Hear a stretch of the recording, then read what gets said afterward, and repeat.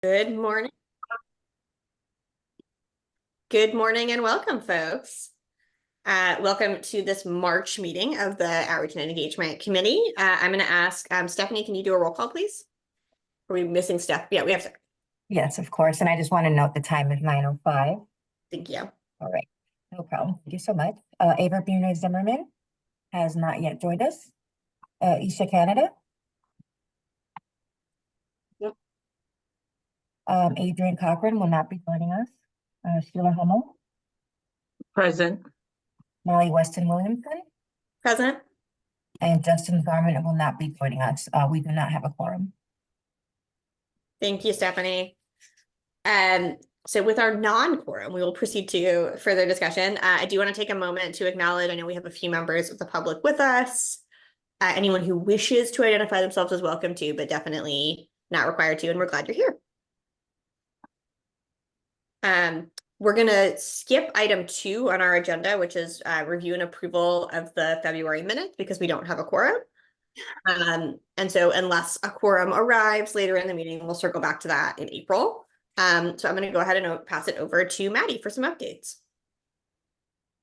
Great. Okay. Good morning, everyone. You can see my screen. Yes. Great, thank you. So Jessica is at a conference today, so I will be filling in for her and providing an update on our outreach and engagement efforts over the past month or so. So first, I'd like to welcome Nicole San Clemente, who joined our team a little over a week ago as our new community partnership liaison. In this new role, Nicole will be responsible for establishing new and growing existing relationships with community organizations to really enhance our outreach work. Nicole's work will also focus on underserved communities and where language and or technology may be a barrier to accessing Connecticut paid leave. So Nicole will be out in the community frequently, presenting to different organizations and attending events.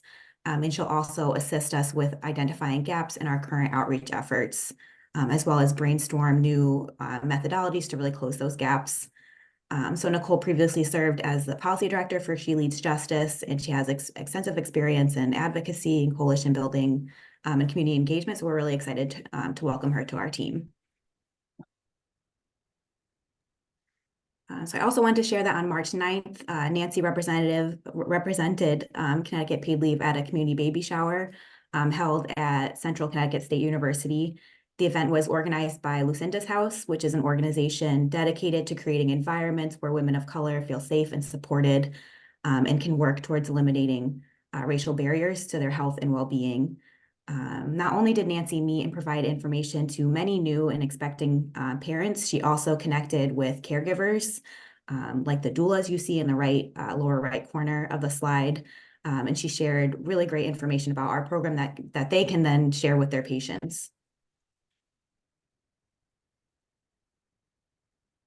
So as spring arrives, even though it doesn't feel like it outside this morning, it's pretty chilly, our outreach schedule is really filling up.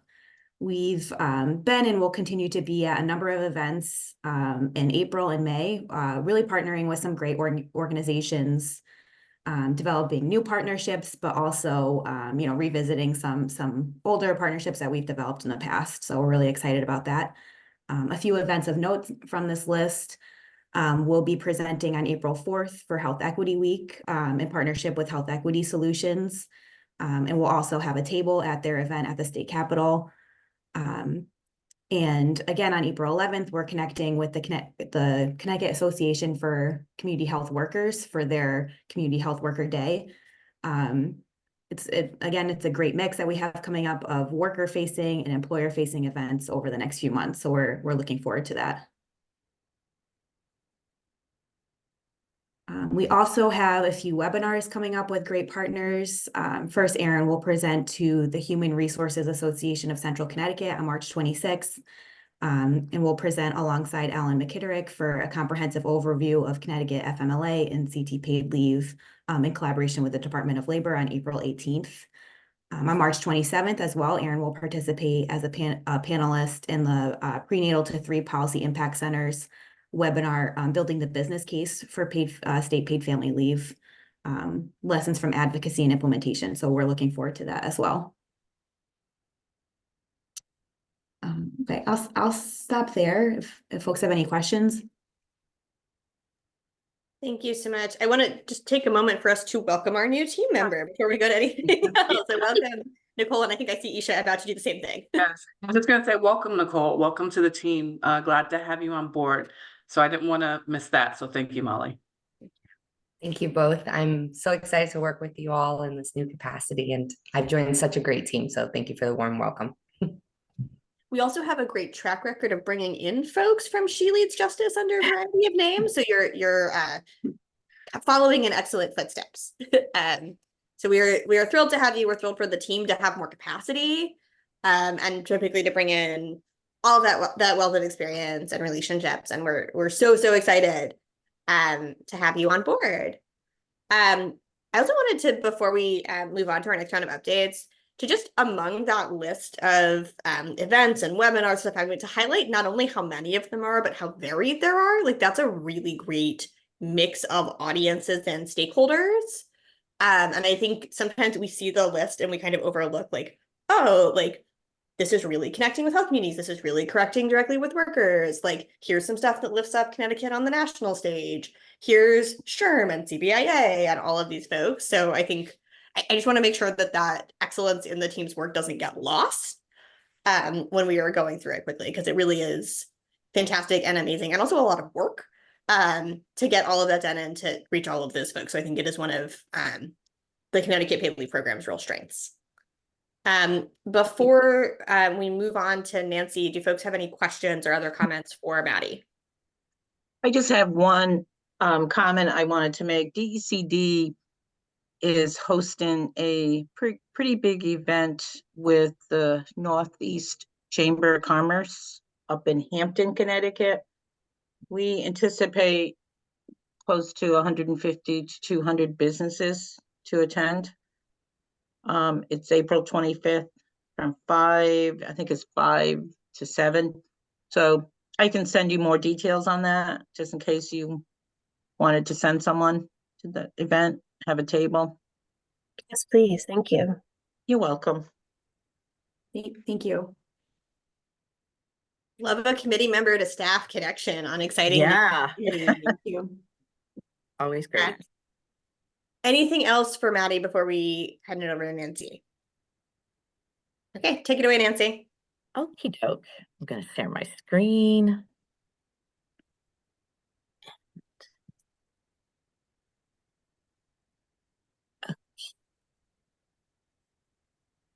Can you see my screen? Yes, we can. Okay.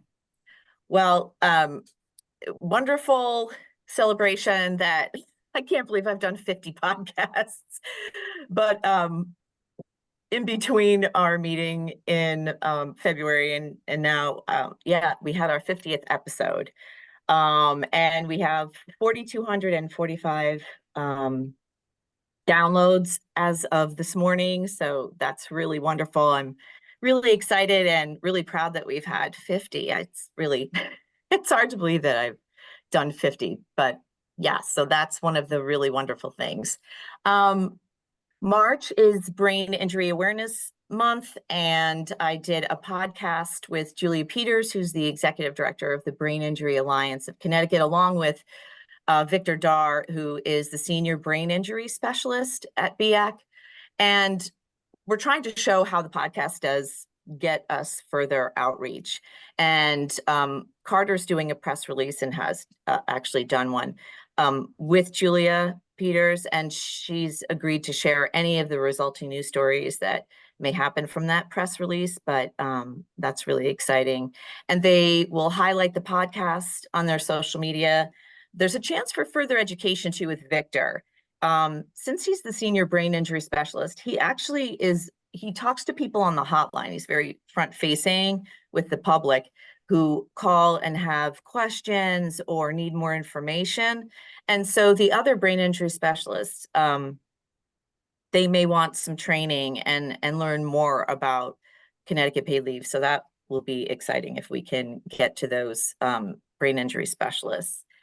And they've also agreed to share the podcast into their e-newsletter, which is really wonderful. So that has accomplished some more further outreach. The March Kidney Transplant podcast will be released this Monday on March 25th. It is National Kidney Month, and the guest was Nick Arsenault. He's actually used Connecticut paid leave twice. He's had 2 kidney transplants.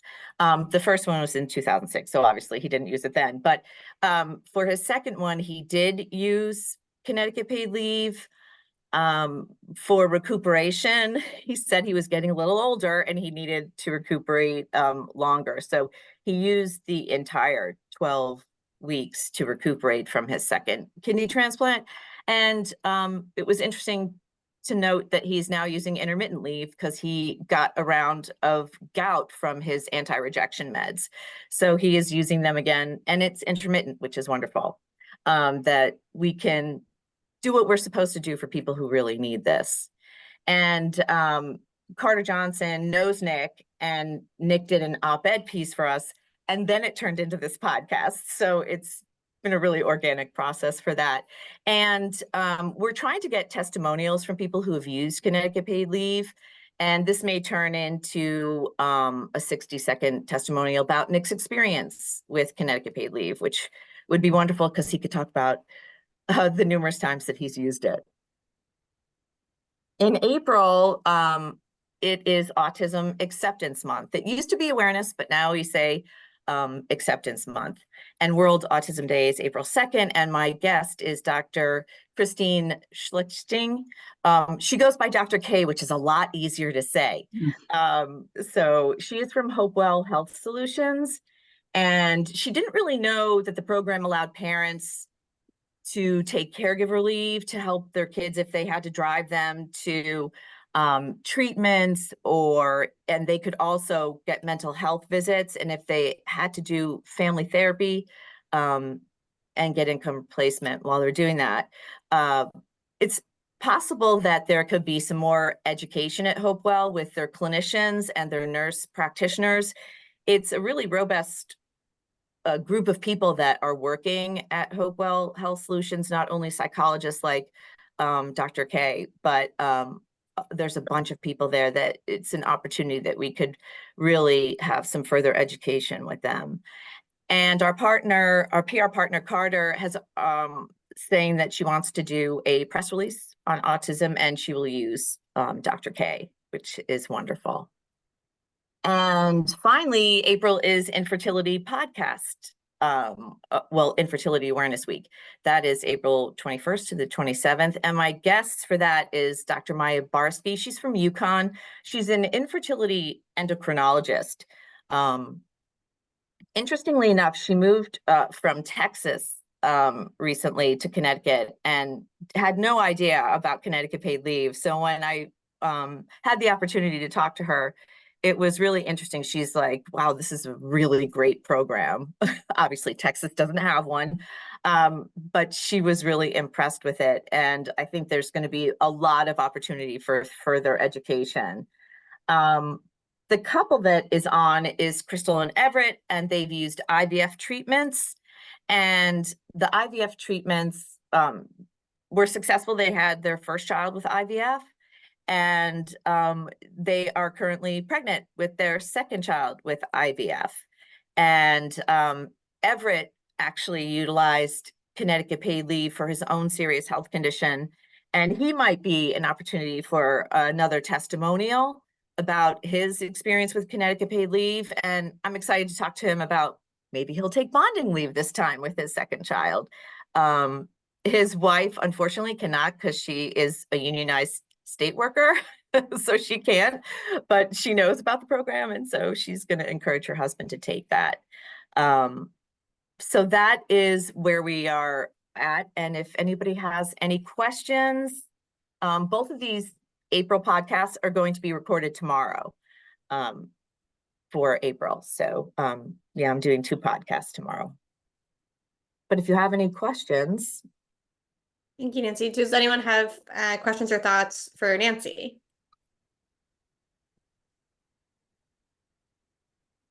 And I will say, I love the new chart showing how the podcast turns into other kinds of outreach. Like, I think it's really helpful to see all of the ways in which the podcast is not just valuable in itself, but it's a touch point that leads to other kinds of work. And I think the IVF podcast is unfortunately extremely timely. But I think it's also a reminder that there are states that are using their resources to attack and suppress women and other pregnant people, and there are states that are investing and supporting in them, and we know which side Connecticut is taking. So if there are no more questions for Nancy, I think we've had Maddie standing in for Jessica, and now we're going to have Maddie actually doing the Maddie part of the agenda.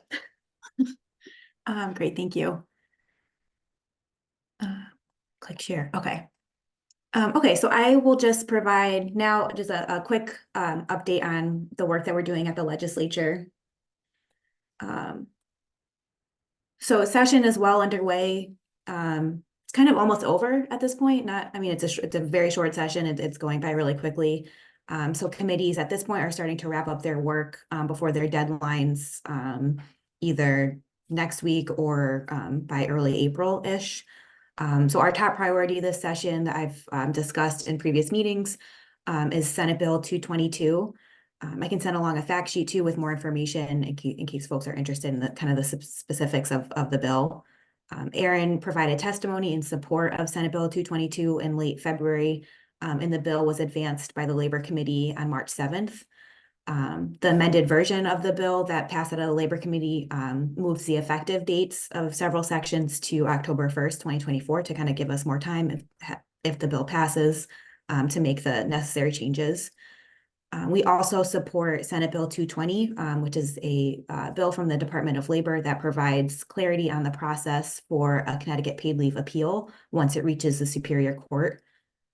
Erin testified in support of Senate Bill 220 on the same public hearing date as our technical bill, and the bill was advanced by the Labor Committee on March 19th, so earlier this week, unanimously, which was good.